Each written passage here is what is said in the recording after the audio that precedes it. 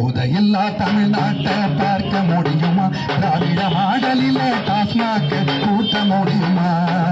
பார்த்தா நீனும் சாவலையா? சாவலையாவா?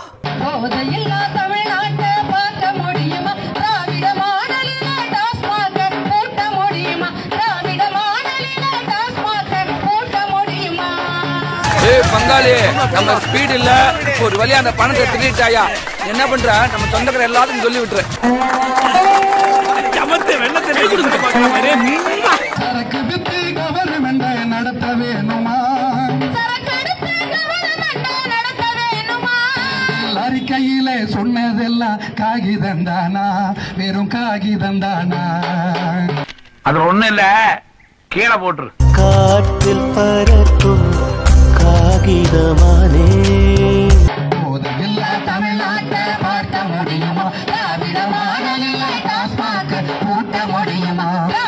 இல்லங்கிற நீ எதுக்கு அதெல்லாம் கனவுல எதுக்கு பதிலுக்கு சொல்லணுங்கிற? வாய்ப்பே இல்லை, வாய்ப்பே இல்லை. அறிவாலயத்தில் இடியை இறக்கிய உதயநிதி வாழ்க கோஷம். இரண்டாக உடையும் திமுக. இப்படியே பேசிக்கிட்டே இருந்தா என்னடா அர்த்தம்? எது பெருசுன்னு அடிச்சு காட்டு. பாரத நாட்டின் 18வது மக்களவை தேர்தலுக்கு பின் 3வது முறையாக திரு நரேந்திர மோடியே நாட்டின் பிரதமராக மீண்டும் பதவியேற்றார். அத வேற ஞாபகப்படுத்திட்டீங்க. நெஞ்சமெல்லாம் பொண்ணு அறக்கு தம்பி, மறக்க முடியல. எரியுதடி மாலா, ஃபேன் போடு. அதான் எக்ஸ்ட்ரா ஃபேன் வச்சு காத்தடிச்சிட்டு இருக்கமே, பத்தாதா?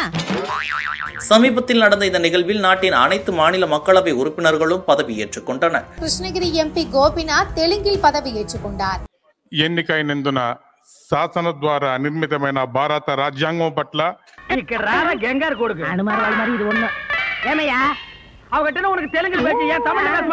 చెప్పలేదు. கூட்டத்தை பார்த்தா அகநானூறு புறநானூறுங்கிறானுங்க, கூட்டம் மறைஞ்சா 200 300ங்கிறானுங்க. அப்போது தமிழக எம்பிகள் சிலர் முதல்வர் ஸ்டாலினுக்கு மனம் குளிர வைப்பதற்காக கருணாநிதி வாழ்க, திராவிடம் வாழ்க, தளபதி வாழ்க, உதயநிதி வாழ்க என கோஷமிட்டனர்.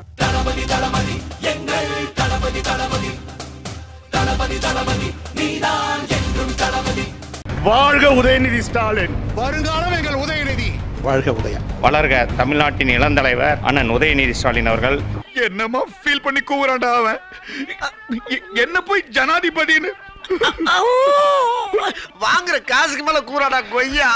வருங்கால தமிழகம் உதயநிதி வாழ்க. வாழ்க உதயநிதி, வாழ்க இளம் தலைவர் உதயநிதி ஸ்டாலின், வாழ்க எங்கள் எதிர்காலம் Udhayanidhi Stalin. Kiss me, close your eyes and miss me. திமுகவின் தலைமைக்கு ஷாக் கொடுக்கும் விதமாக ஆரணி எம்பி தரணிவேந்தன், திமுக எம்பி மலையரசனும் பொதுப்பணித்துறை அமைச்சர் ஏவாவேலு வாழ்க என முழக்கமிட்டனர். அவங்க செஞ்சு வச்சது சூரியவர்தன் சிலை, ஆனா அங்க இருந்தது கருடனோட சிலை.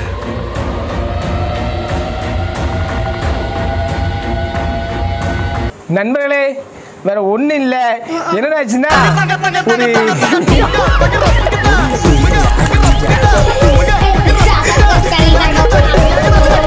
இது ஒரு புறம் இருக்க, கனிமொழி, தமிழச்சி தங்கப்பாண்டியன் போன்றோர் தமிழ் வாழ்க என கூறி உதயநிதியின் பெயரை தவிர்த்தார்கள். நம்ம சமையல் கட்டம் கட்டிட்டாங்க போல இருக்கு. நம்ம அதை விட்டு சிலர் அரசியலமைப்பு சட்ட புத்தகத்தை கையில் ஏந்தியபடி பதவியேற்றுக் கொண்டனர்.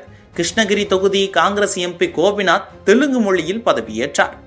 ஏனென்றால் தமிழுக்கு ஆபத்து ஏற்படுத்தக்கூடிய சூழ்நிலை, நம்முடைய தாய்மொழியா தமிழுக்கு ஒரு கேடுதலை உருவாக்கக்கூடிய ஒரு நிலை இன்றைக்கு உருவாக்கப்பட்டு கொண்டிருக்கிறது.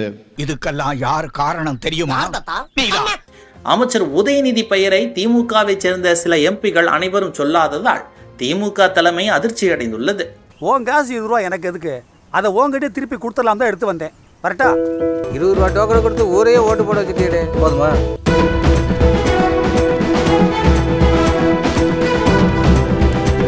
மூத்த எம்பி தயாநிதி தவிர வேற எந்த மூத்த திமுக எம்பிகளும் உதயநிதியின் பெயரை தவிர்த்தார்கள்.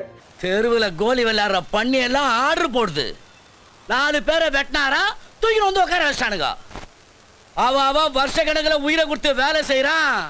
மேலும் கனிமொழி அவர்கள் தலைமையில் ஒன்று திரண்டது பெரும் சலசலப்பை ஏற்படுத்தி உள்ளது. தயாநிதி மாறனுக்கும் கனிமொழி அவர்களுக்கும் ஏற்கனவே பனிப்போர் நிலவி வருகிறது. உனக்கு எனக்கும் பகதான். பாம்பு தீண்டியே தீரும். அம்மா அந்த கடப்பாறை எடு. கவுன்சிலருக்கே கடப்பாறையா? மேலும் இந்த முறை நாடாளுமன்ற குழு தலைவர் பதவியை தயாநிதி மாறனும் எதிர்பார்த்துள்ளார். ஆனால் எம்பி கனிமொழிக்கு திமுகவின் நாடாளுமன்ற குழு தலைவர் பொறுப்பு வழங்கப்பட்டுள்ளது.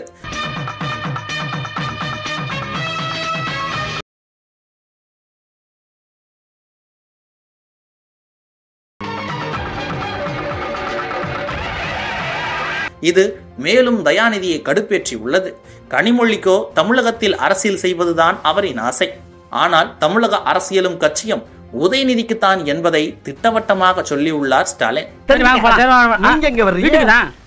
பழக்க வழக்கம்லாம் பஞ்சாயத்தோட இருக்கணும். பாத்ரூம் முறைக்கு வந்துட்டு பல்லு வரைக்கிட்டு குளிச்சிட்டு சாப்பிட வேலையெல்லாம் வச்சுக்க கூடாது, தெரியுதா? இதனால் தான் தயாநிதி மாறன் எம்பியாக பதவி ஏற்கையில் நாடாளுமன்றத்தில் உதயநிதி வாழ்க என கோஷமிட்டு கனிமொழியை வெறுப்பேற்றி உள்ளார். ஆனா எவ்வளவு வன்மம் உள்ள இருக்குன்றத தெரியுதுடா இதுல இருந்து.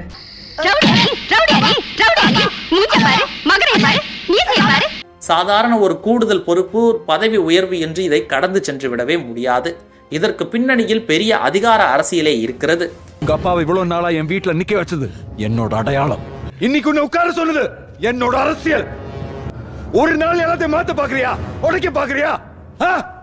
இந்த நிலையில் உதயநிதி ஸ்டாலின் தான் திமுகவின் எதிர்காலம் என்று உறுதியாகிவிட்டது.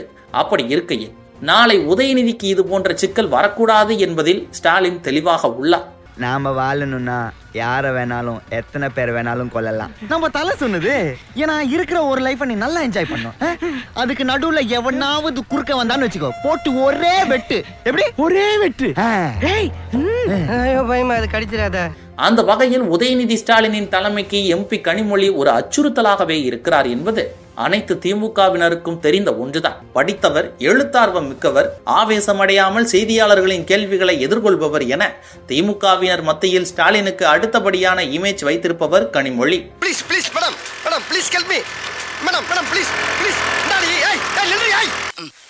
ஏற்கனவே இளைஞர் அணிக்கும் மகளிர் அணிக்கும் அவ்வப்போது புகைச்சல் ஏற்படுவதாக செய்திகள் வருவதுண்டு. கட்சியிலும் சில சீனியர்கள் கனிமொழியின் தீவிர ஆதரவாளர்கள். அதனால் ஒருவேளை நாளை உதயநிதி ஸ்டாலின் மீது அதிருப்தி ஏற்பட்டால் திமுகவினர் கனிமொழியின் பின் அணிதிரள வாய்ப்பு இருக்கிறது.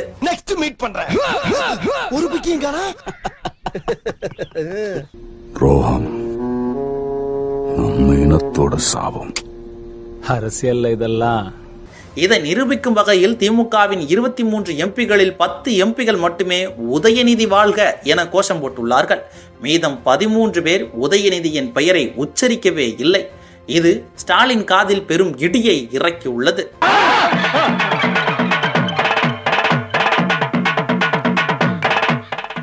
எப்போதும் இல்லாமல் கருணாநிதி, ஸ்டாலின், உதயநிதி என சொல்லி வரும் திமுகவினர் தற்போது புதிதாக கோபாலபுரத்து குடும்பத்தைச் சேராத பொதுப்பணித்துறை அமைச்சர் ஏவா வேலு வாழ்க என நாடாளுமன்றத்தில் கோஷமிட்ட 2 எம்பிகளால் அறிவாலயம் அதிர்ந்துள்ளது. இவ்வாறு ஒவ்வொருவரும் கொடிதூக்க ஆரம்பித்து விட்டால் நம் நிலைமை என்னாகும் என கோபாலபுரம் ஆலோசனையை தொடங்கி உள்ளதா.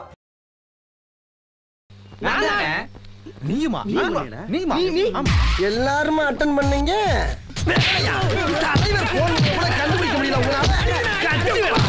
இதனை தனக்கு சாதகமாக பயன்படுத்த கனிமொழி தயாராகி விட்டாரா? இதற்கு சபரீசனும் கனிமொழியுடன் கைகோர்க்க உள்ளாரா? இதுவரை பணிப்போராக இருந்த உதயநிதி சபரீசனின் மோதல் பதவி மோதலாக உருவெடுத்துள்ளது. நாக்காலிக்கு சண்டை போடும் நாமெல்லாம் பைத்தியம் தாண்டா. நான் சொன்னா கேட்பது யாரு? நாளும் நீ பேப்பர பாரு. ஸ்டார்ட் பண்ணு.